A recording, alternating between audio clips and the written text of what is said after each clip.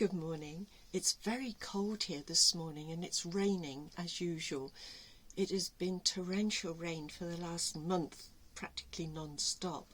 The farmers are struggling to get their animals out on the grass, so food will be expensive this year. So, sign of the times.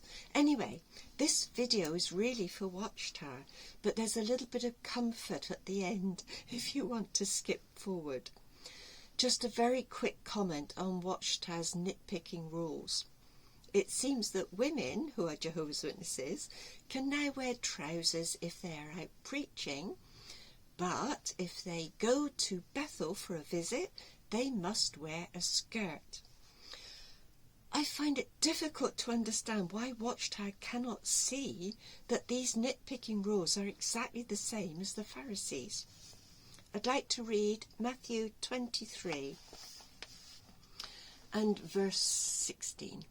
Woe to you, blind guides, who say, if anyone swears by the temple, it's nothing. But if anyone swears by the gold of the temple, he is bound by his oath.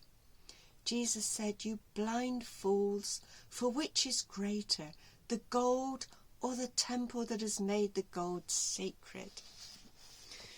Watchtower, what's greater, the preaching work when you're out with God and Jesus Christ, trying to give people good news, or visiting a factory?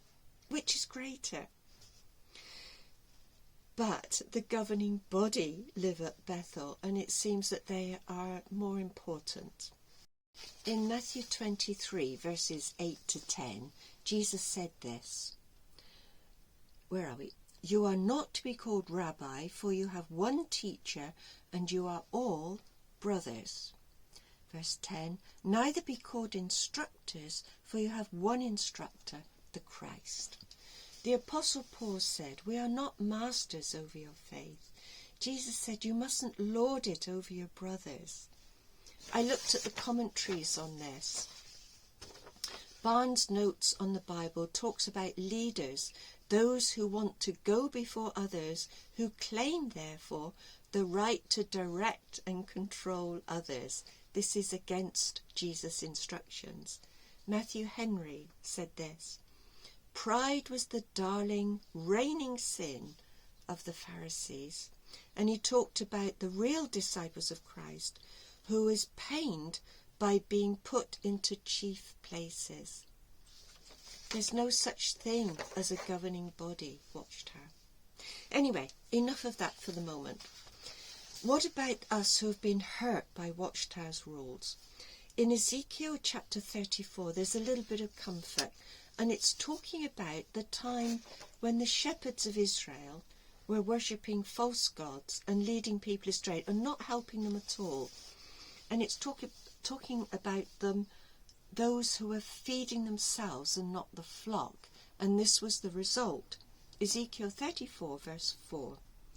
The weak you have not strengthened, the sick you have not healed, the injured you have not bound up, the strayed you have not brought back, the lost you have not sought, and with force and harshness you have ruled them.